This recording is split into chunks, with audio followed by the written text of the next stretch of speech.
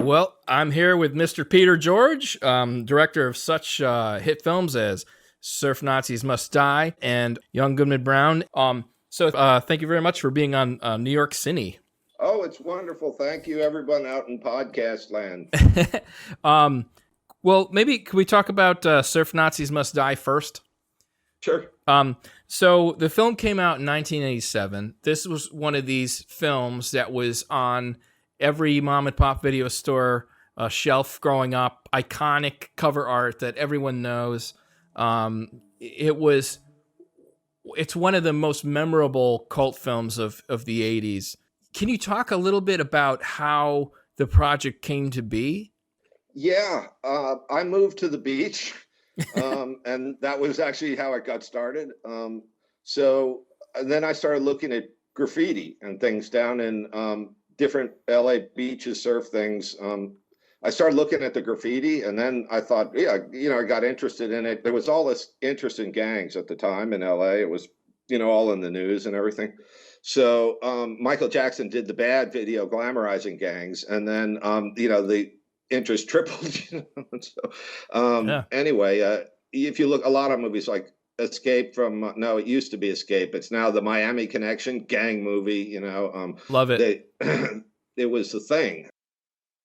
Basically, you co-wrote Surf Nazis Must Die, right? Well, I wrote the story. John Ayer wrote the screenplay, and it's something that came about really almost as soon as we met. We just kind of had this collaboration thing. So, it was written in 2 weeks. Wow. Solid, straight. Now, it was also written on a typewriter, and there was Correcto fluid all over the table and the. Nice. Imagine that, yeah. She's 68 pages of typed. Then when we put it in format, 77 pages. Okay.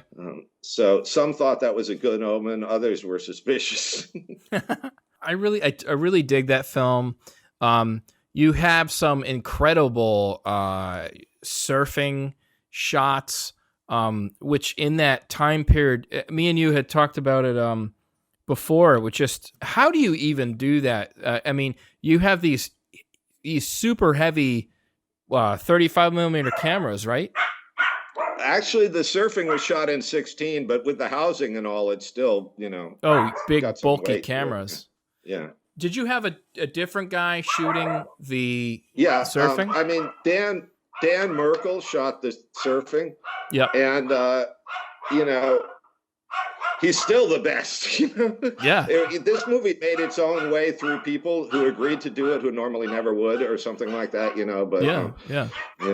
So the score too. The soundtrack was really it's one of the most memorable parts of the film too, especially that opening sequence.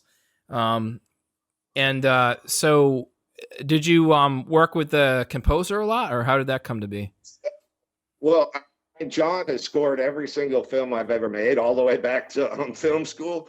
Oh, wow. So we were already doing it, so to speak. He just got better keyboards, which are still antiquated. He had some old samples or discs or something, and he had to go buy the hardware for it. And so he remastered the album, and you may have seen it, it's been out. But he had to buy the old retro equipment to, do it. No, it's interesting. Oh, wow. Yeah. What was the audience reaction like when it came out? Right. Mixed, the people that liked it were, rabid. But I was going to have some press clippings, but racism as humor, New York Times. It didn't, they pulled anyway. So it certainly got a lot of publicity. But as there's no such thing, at least for this kind of a movie, as bad publicity. Yeah, I think people get that kind of humor now. There's so many films like that, Right. It's very dry, the humor. It's the guy who wrote it was a Brit. And actually, it came through somehow. What's the Young Goodman Brown? What's that one? The classic Hawthorne story about the Puritans and the devil. Completely different tack. It's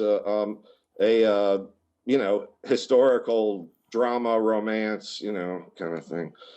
completely different. But again, by the time that I was ready to make another film, the market had been completely changed. So that's where the change happened, right around 89 or something. I mean, I know you have gone into it in detail in documentary form, there was like a change in the wind, somehow right around, like I say, 89. And, the then movies like Slacker and El Mariachi came along, right? Yeah.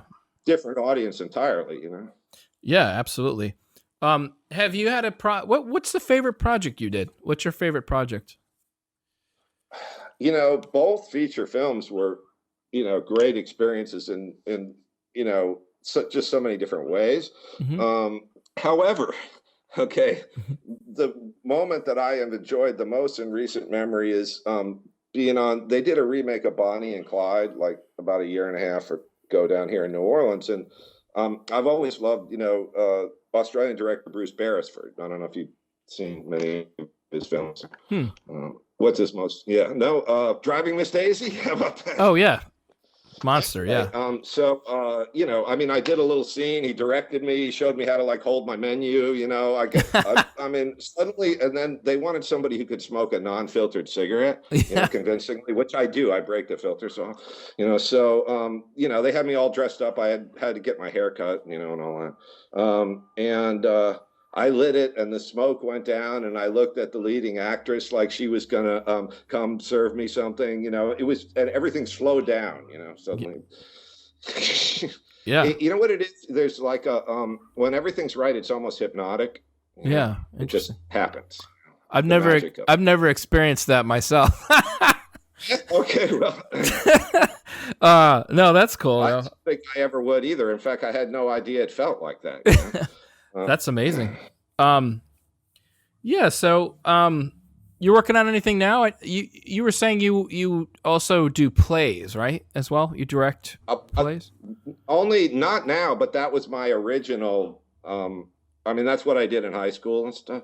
Oh, nice. So my very earliest, introduction to this is through plays. So, if anything, my style is. It's a little stagey, but it's fine because Surf Nazis has something too that not that many other movies have, which is true camp. Yep. It's campy. Yep. And that they're in some people, that's very divided. You either like that humor or you don't. That came up a lot in the reviews. Not necessarily always good. Yeah. Well, at the time when you were doing Surf Nazis, as compared to if a person put out a film now, it was a much bigger deal, right? I mean, there were less films being made and they were a lot more expensive, right?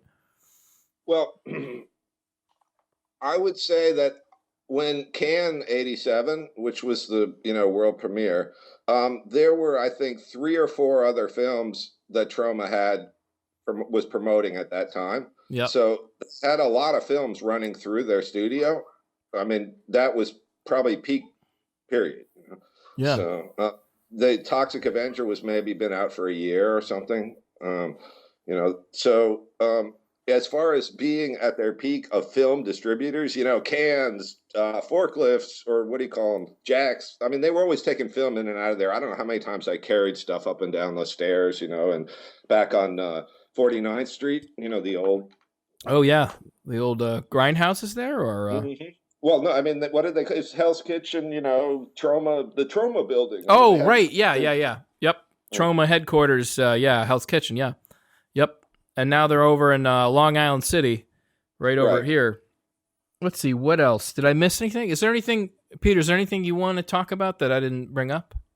Well, let's see. The approach to this. Film or filmmaker that makes the most sense in context with this would be John Carpenter.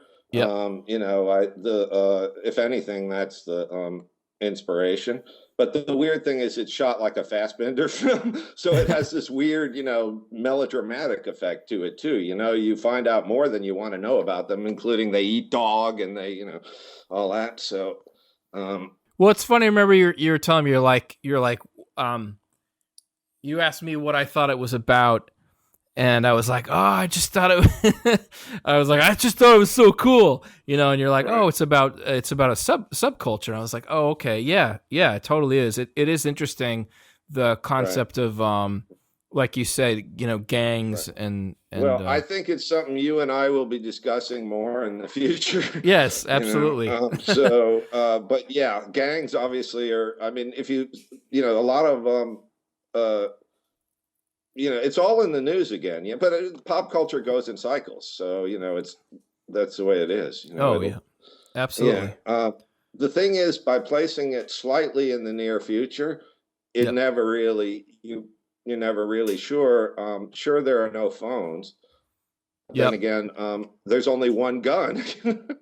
Yeah. So it's like, what was that? Like the obstructions of what in film are just like kind of cool if you can. In that case, Well, yeah, I just that stuff is I like I think of Blade Runner, and it's not that all the technology. What was that? Well, the pawnbroker scene, right? When Mama comes in and buys the gun. Yes. Some people have cited that as having, the best. I want something that'll take the head off a honky at 20 paces. Great line, yeah. So, no, but I guess I meant about with Blade Runner with the technology. They, it's not like they predicted how everything would be, but it set up such a reality that you didn't care, and that's what I felt like with Surf Nazis. It was you created a believable world, and so I just thought that was cool. Right. But here's how it happened, and I don't say that this is directorial, except that when you put the right group of people together, and it was just a bunch of people that had been camping up and down the coast, and we all realized that we were all connected in the movie business somehow or another over a summer. Oh, wow. And then by the time in the fall, I mean, it got really exciting, right? A bunch of people jumped on. Some of them didn't make it, but I mean, the production was within 4 months from writing of script to, filming, which is very quick for a project of this scope, Oh, absolutely, yeah. So it came about really quickly too, which was unusual. Yeah. Well, I guess last question would be, you have any advice for young filmmakers out there? Gosh, man, that's a tough one. No, I would love to say something, and what keeps coming up, and I just hate this kind of, pop psychology, but you just got to do it. I don't know what else to tell you. Yeah, no, it's true. In closing, 30 years next year. So, that should be interesting. Oh, wait, 30th anniversary of Surf Nazis? Yeah, next year. Oh, wow. Yeah. We're going to have a big party here in New Orleans for sure. That's awesome. Well, cool. Well, thanks so much for... yeah, you're invited. Ooh, maybe I'll try to come down. That would be cool. Yeah, there you go. So yeah, thanks so much for being on the show, and I'll definitely reach out to you soon. Absolutely. Okay, thanks.